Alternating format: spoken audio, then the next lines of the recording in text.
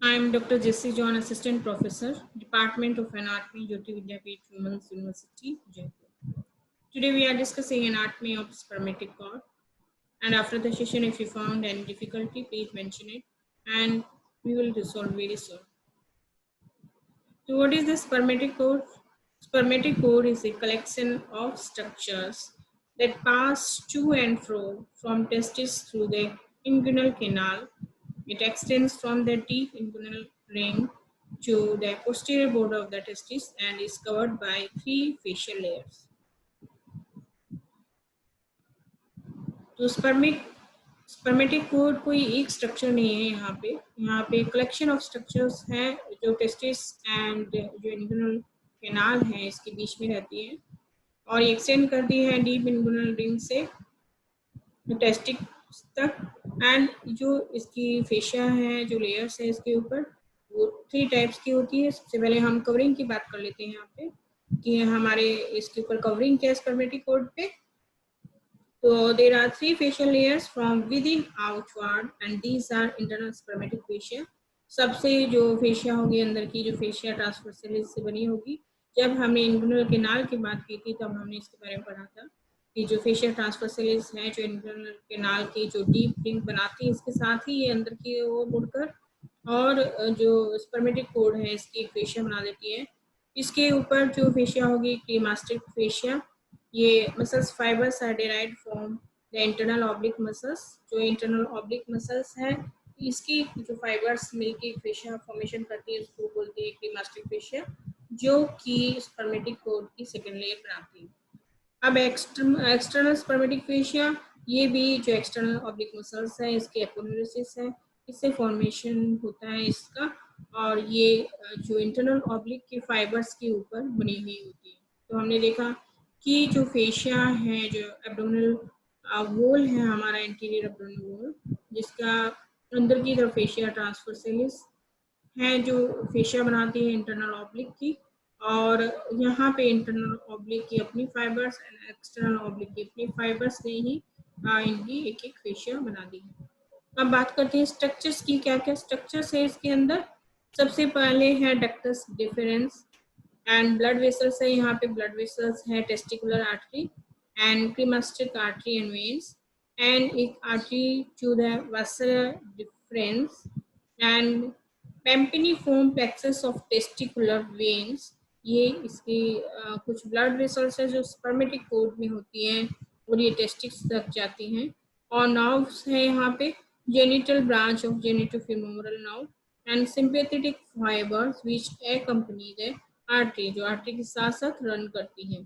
And remains of process vaginalis, remaining जो part होते हैं प्रोसेस वेजाइनलिस, उसकी रिमेनिंग इसके अंदर रहती है। ये हम देख रहे हैं, ये हमारे इंगुइनल कैनाल है, यहाँ से स्पर्मेटिक कोड टेस्टिस में जाती हुई आपको दिखाई दे रही है यहाँ पे। ये हम फेशिया की बात कर रहे हैं, ये स्पर्मेटिक कोड है, इसके ऊपर जो सबसे फर्स्ट है जो ये है ट्रांसवर्सलिस मसल्स की, जो है इंटरनल स्पर्मेटिक फेशिया, और ये क्रीमास्टिक फेशिया है, ये एक्सटर्नल स्पर्मेटिक फेशिया है। जो मसल्स ने अपनी अपनी जो मसल्स हैं की, उनकी फाइबर्स ने फॉर्म किया है। यहाँ पे हम स्पर्मेटिक कोड का कुछ और डिफाइन स्ट्रक्चर यहाँ पे देख सकते हैं। स्पर्मेटिक कोड है, इसके अंदर हमें ये मसल्स दिखाई दे रही है जो फेशिया बना रही है हमारे पास कवरिंग। यहाँ पे वास्ट डिफरेंस दिखाई दे रही है, एपिडीमाइस दिखाई दे रही है, ये पेम्पनीफॉर्म जो एक जालीदार स्ट्रक्चर है इसको है पेम्पनीफॉर्म, ये प्लेक्सस फॉर्मेशन है यहाँ पे। अब है कि mechanism to maintain the integrity of the inguinal canal. तो इंगुइनल कैनाल की इंटीग्रिटी की पोटेंशियलिटी को कैसे बनाए रखना है, इसकी क्या क्या मैकेनिज्म यहाँ पे है।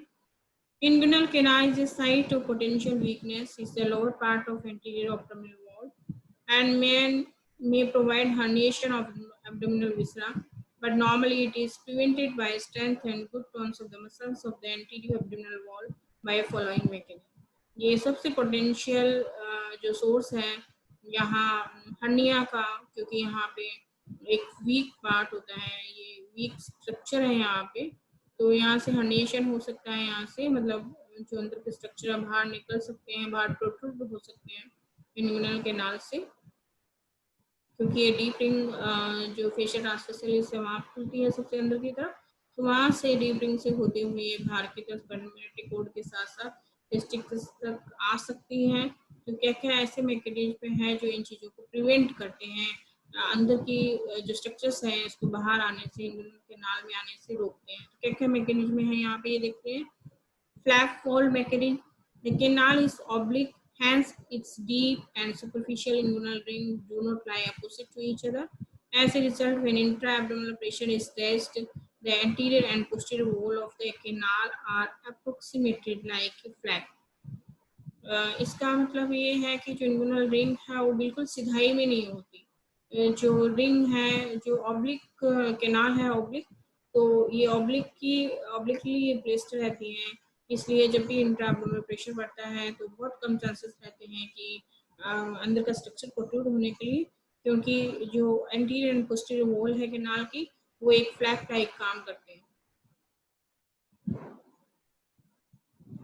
Guarding of inguinal canal. Inguinal canal is guarded anteriorly by internal oblique muscles, and superficial inguinal ring is guarded posteriorly by the conjoint tendon and affected part of the inguinal ligament. तो ये guarded रहते हैं, मतलब ये एक तरीके से ये जो मसल्स हैं इस बाहर की तरफ प्रेजेंट होते हैं, और जो अंदर का स्ट्रक्चर है इसको इंगुइनल कैनाल में आने से रोकते हैं। Shutter mechanism. Internal oblique surrounds the canal in front, above, and behind like a flexible mobile arch, and thus forming its anterior wall, roof, and posterior wall. Consequently, when it contracts, the roof is pulled and approximated on the floor like a shutter.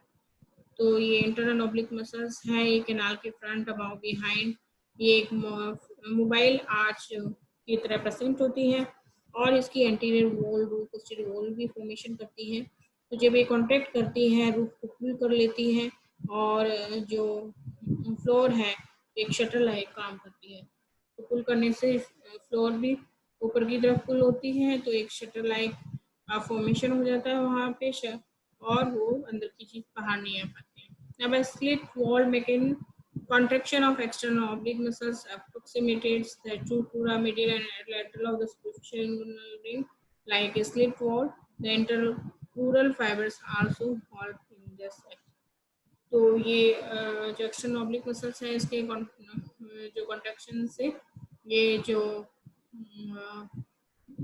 क्रूरा है तो ये अपने आप ही बंद हो जाती है, और एक स्लिट वॉल लाइक एक स्ट्रक्चर फॉर्मेशन करती है वहाँ पे, ताकि ये वहाँ पे एक शटर लाइक मैकेनिज्म प्रोड्यूस करती है, ताकि अंदर की चीज स्पर्मेटिक कॉर्ड में ना आ सके, इंगुइनल कैनाल में ना आ सके.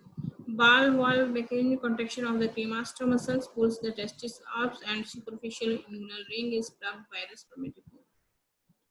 तो जो है क्रेमास्टिक मसल्स हैं जो टेस्टिस की, वो पुल करने से, कॉन्ट्रैक्शन करने से इसका टेस्टिस ऊपर की तरफ खींच लिया जाता है, एंड सुपरफिशियल रिंग को प्लग्ड कर दिया जाता है स्पर्मेटिक कोर्ड से.